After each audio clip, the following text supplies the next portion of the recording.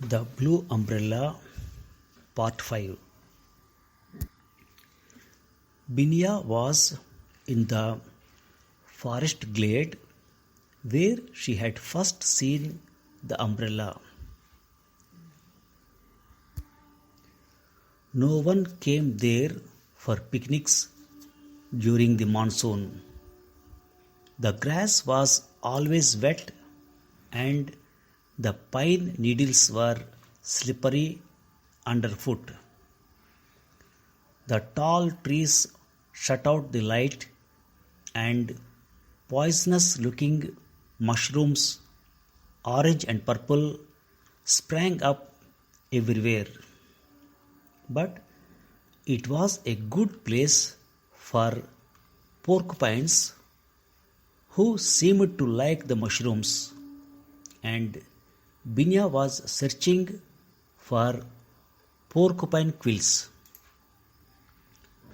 The hill people didn't think much of porcupine quills, but far away in southern India, the quills were valued as charms and sold at a rupee each.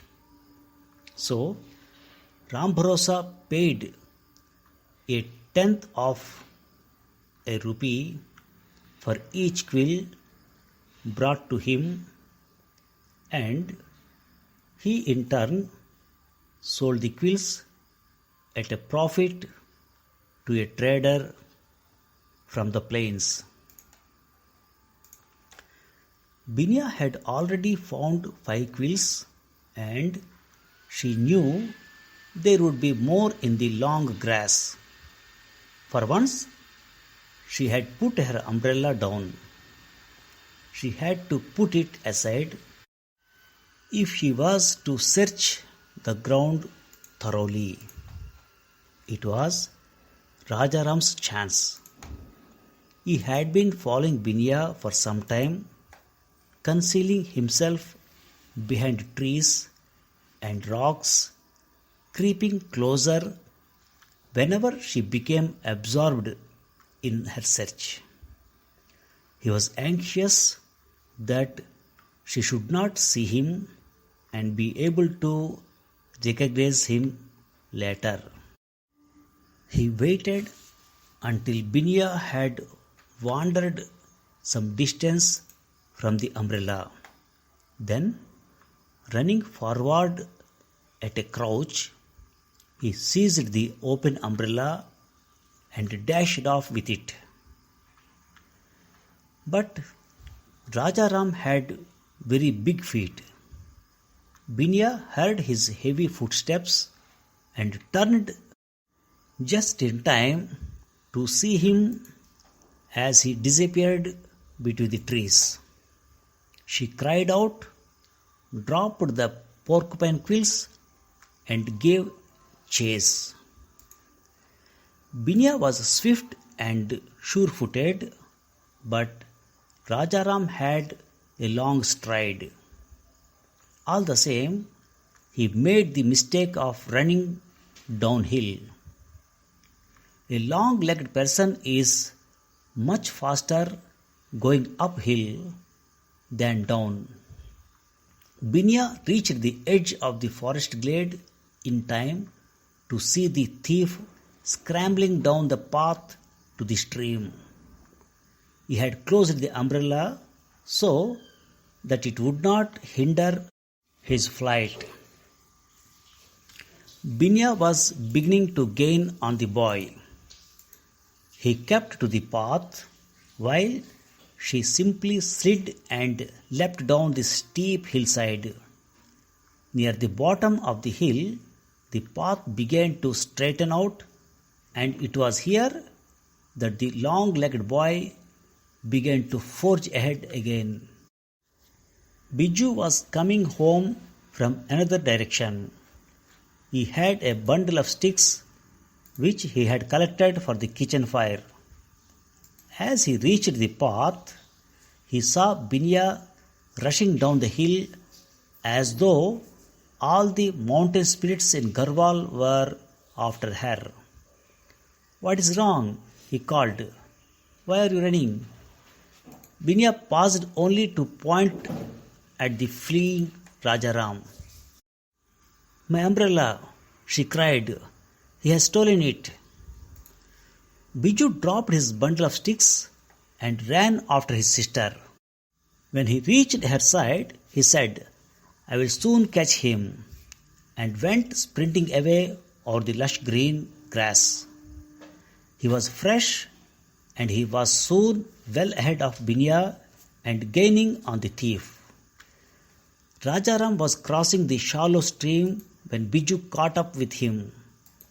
Rajaram was the taller boy, but Biju was much stronger.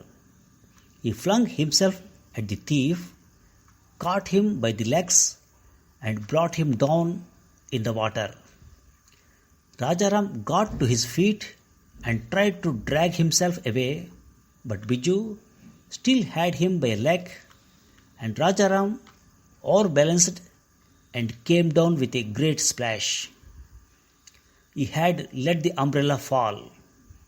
It began to float away on the current. Just then Binya arrived, flushed and breathless, and went dashing into the stream after the umbrella. Meanwhile, a tremendous fight was taking place. Locked in fierce combat, the two boys swayed together on a rock, tumbled onto the sand, rolled over and over the pebbled bank until they were again thrashing about in the shallows of the stream. The magpies, bulbuls, and other birds were disturbed and flew away with cries of alarm. Covered with mud, gasping and spluttering, the boys groped for each other in the water. After 5 minutes of frenzied struggle, Biju emerged victorious. Rajaram lay flat on his back on the sand, exhausted, while Biju sat astride him, pinning him down with his arms and legs. Let me get up, gasped Rajaram. Let me go. I don't want your useless umbrella. Then why did you take it? Demanded Biju. Come on, tell me why. It was that skinflint Rambarosa, said Rajaram. He told me to get it for him. He said if I didn't fetch it, I would lose my job. Thank you for listening. Now some of the words and their meaning. Binya was in the forest glade where she had first seen the umbrella. Glade means an open space in a forest. The hill people didn't think much of porcupine quills, but far away in southern state of India, the quills were valued as charms and sold at a rupee each. Quill means the long, sharp, pointed hair on the body of porcupine. He had been following Binya for some time, concealing himself behind the trees and rocks, creeping closer whenever she became absorbed in her search. Conceal means not allowed to be seen. Keep out of sight. Hide. He waited until Binya had wandered some distance from the umbrella. Wander means walk or move away from a place. He had closed the umbrella so that it would not hinder his flight. Hinder means make it difficult to happen. Flight means escape, running away. Near the bottom of the hill, the path began to straighten out, and it was here that the long-legged boy began to forge ahead again. Forge ahead means take the lead or make good progress. Locked in fierce combat, the two boys swayed together on a rock, tumbled onto the sand. Sway means move slowly from side to side. They rolled over and over on the pebbled bank until they were again thrashing about in the shallows of the stream. Thrashing means move violently, thrash, to deliver blows. Covered with mud, gasping and spluttering, the boys groped for each other in the water. Gasp means catch one's breath with an open mouth. Splutter means to speak in a quick and confused way, producing short, unclear noises because of surprise or anger, etc.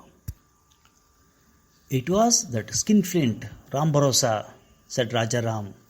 He told me to get it for him. He said if I didn't fetch it, I would lose my job. Skinflint means a miser, a person who spends as little money as possible. Thank you for listening.